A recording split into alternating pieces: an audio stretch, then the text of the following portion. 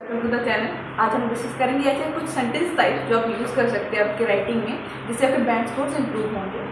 तो आप इस वीडियो में देखेंगे क्या, आज आपको बताएंगे कि आपको सेंटेंसेस ब्रेक कैसे करने हैं, उनको कॉम्प्लेक्स नाउन बनाने के लिए उनको ब्रेक कैसे करना है।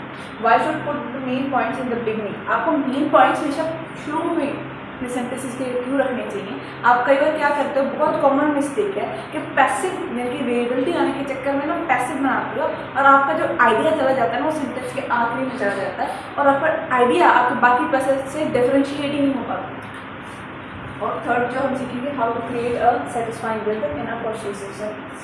एक रिदमिक मैनर में आपका टास्क कैसे लिखा जाता है वो आज सीखेंगे। फर्स्ट पहले देखिए, फर्स्ट सेंटेंस टाइप से इंफॉर्मेटिव सेंटेंसेस। इंफॉर्मेटिव सेंटेंसेस वो सेंटेंसेस होते हैं, शॉर्ट सेंटेंसेस पर सिंपल सेंटेंसेस होते हैं। For example, India's population is 1.35 billion. This is a simple sentence, this is a informative sentence. ये सेंटेंसेस होते हैं आपकी प्रॉपर इन्फॉर्मेशन देने के लिए। ये आपको तब यूज़ में आते हैं जब आपके पास लेंथ ज़्यादा बन रही है बट आपकी इन्फॉर्मेशन आपने पूरी भी नहीं दी, तो आप ये वाले सेंटेंसेस यूज कर सकते हैं। सबसे जो कॉमन मिस्टेक है बच्चों की वो ये है, वो कॉम्प्लेक्सिटी को समझ लेते हैं कि आपको बैंक स्कोर बढ़ाने के लिए कॉम्प्लेक्सिटी ही लानी जरूरी है। But simplicity is not that way. आप सिंपल सेंटेंसेस भी लिखेंगे तो भी आपके बैंक स्कोर 6.5 तक पहुंच सकते हैं, बस ग्रामेटिकली करेक्ट होने चाहिए। अगर आपका लेवल कोई बहुत अच्छा नहीं है तो आप ऐसे इस टाइप के सेंटेंसेस यूज कर सकते हैं। और इसको सबसे ज़्यादा इम्प्लॉय उस टाइम पे किया जाता है जब अपने लेंथ मैनेज करनी हो और इन्फॉर्मेशन स्किप ना कर सकते हैं। फॉर एग्जांपल, लाइन ग्राफ के केस में तो हम स्किप कर सकते हैं इन्फॉर्मेशन। फॉर एग्जांपल, अगर टेबल है या कोई पाई का है तो उस केस में हम स्किप नहीं कर सकते इन्फॉर्मेशन, तो हमें ये वाला सेंटेंस स्टाइल यूज़ करना ही पड़ता है। बट ये ऐसा भी नहीं है कि ये सेंटेंस हम एक दो या उससे ज़्यादा लिख सकें। दो मैक्सिमम सेंटेंस ही बन सकते हैं। दो से ज़्यादा सेंटेंस अगर ये लिखते हैं तो बहुत बेसिक टाइप का जो हमारा टास्क होता है, जो कि इतनी अचीवमेंट अच्छी नहीं मानी। तो उसके बाद होती है ब्रेकिंग डाउन सेंटेंसेस। हमारे प्रॉपर सेंटेंसेस को ब्रेक कैसे करना है, उसके बाद उसे कॉम्प्लेक्सिफाई करना थोड़ा आसान रहता है। फॉर एग्जाम्पल, एक बट या बिकॉज वाला सेंटेंस है, अगर उसको ब्रेक डाउन करके अगर आपको सिंपल सेंटेंस बनाने आते हैं तो आप प्रॉपर पहले 2 सेंटेंसेस बना लीजिए और फिर उनको कनेक्शन दिखाइए। अगर तो कॉन्ट्राडिक्ट कर रहे हैं तो बट लगा दीजिए, अगर एक की वजह से दूसरा कुछ हो रहा है तो बिकॉज लगा दीजिए।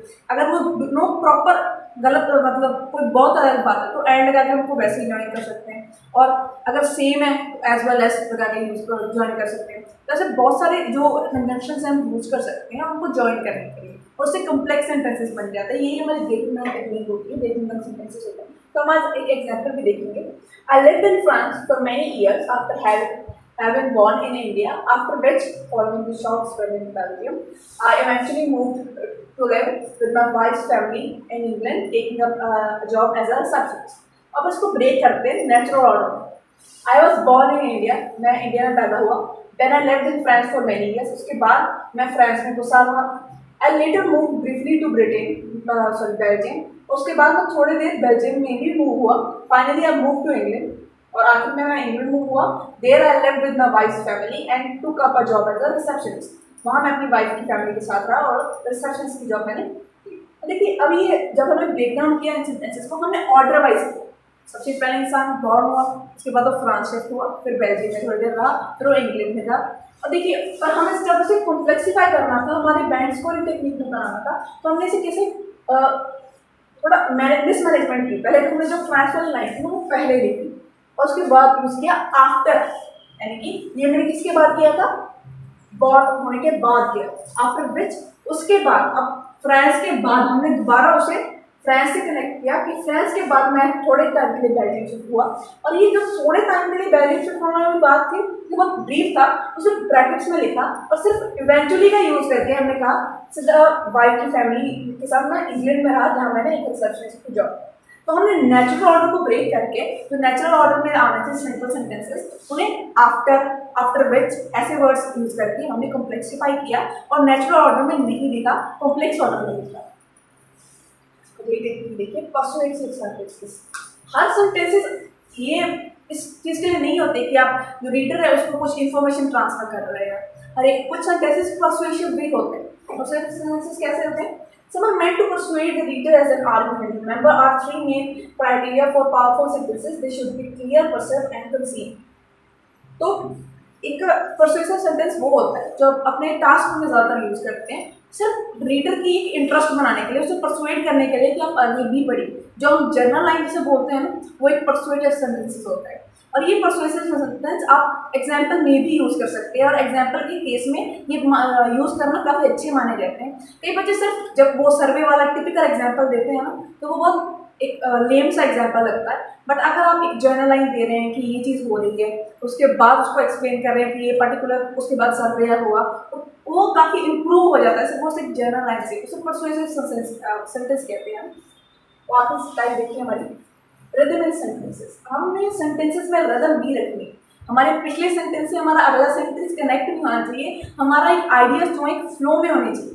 कभी भी ऐसे नहीं हो सकते कि आइडिया एक कहीं अगर आप एक इंपॉर्टेंट आइडिया दे रहे हैं, सबसे इंपॉर्टेंट आइडिया, तो हमेशा वो सबसे फर्स्ट में ही आएगा आपका मेन आइडिया, उसके बाद आपका second idea and third idea. और जो थर्ड आइडिया होता है उसे एक्सप्लेन करने की गलती कभी भी मत कीजिए, सिर्फ उसे एक लाइन में अपना बस आइडिया लिख के छोड़ दिए बस। वो आपका लीस्ट इंपॉर्टेंट आइडिया है। अगर आप 3 आइडिया लिखते हैं तो अगर लीस्ट इंपॉर्टेंट आइडिया है तो वही थर्ड नंबर पर आएगा। सेकंड की कभी एग्जाम्पल नहीं देते। एग्जाम्पल हमेशा फर्स्ट आइडिया जो आपका मेन आइडिया आपने बनाया है उसी की देनी है।